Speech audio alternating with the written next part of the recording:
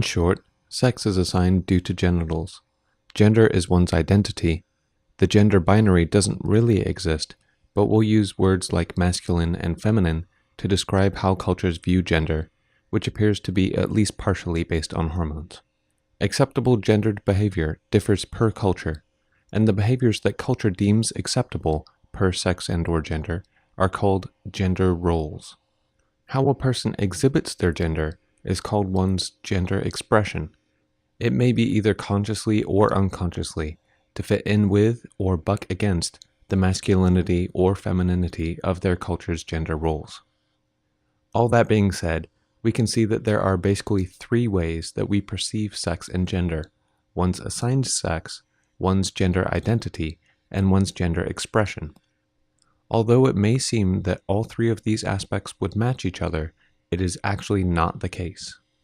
A person's gender identity doesn't necessarily match their assigned sex, and a person's gender expression doesn't necessarily reflect their gender identity or their assigned sex.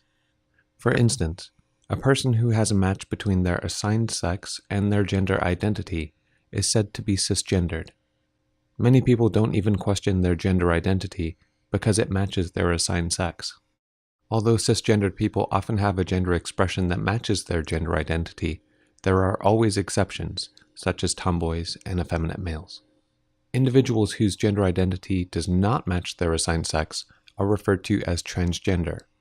Individuals assigned male at birth and have female gender identities are known as trans women, and individuals assigned female at birth and have male gender identities are known as trans men.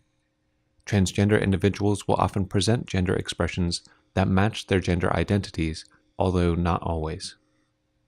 Transsexuals are transgender individuals who desire to alter their assigned sex to match their gender identities, and this is usually done hormonally and/or surgically.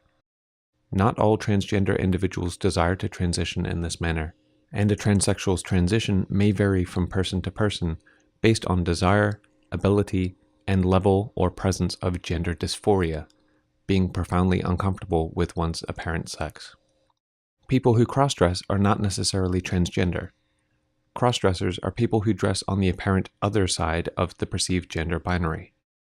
For instance, a cisgendered man who dresses as a woman would be considered cross-dressing. An assigned male at birth individual who identifies as female and has a feminine gender expression is not a cross-dresser. They are expressing their true identity. Drag kings and drag queens are people who cross-dress as a performance. There can be cisgendered drag kings and queens and transsexual drag kings and queens. A person can also be considered queer, which is generally an umbrella term for any sex or gender diverse person, and can also be used by genderqueer individuals, those who either don't self-identify in the male-female binary or identify as some blend of both binary perceived genders.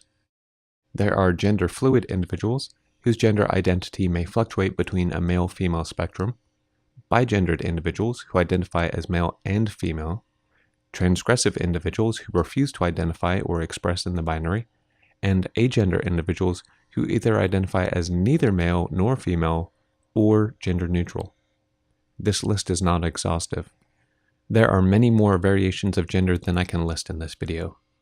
It's important to mention that these terms should be self-identified rather than imposed.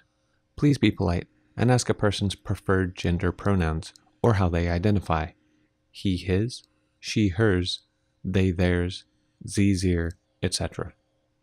As this is a part of a series of videos, if you're curious about something mentioned or not mentioned, you can wait to see if it's discussed or leave a comment below. Please be respectful. Thanks for watching, and I'll see you soon.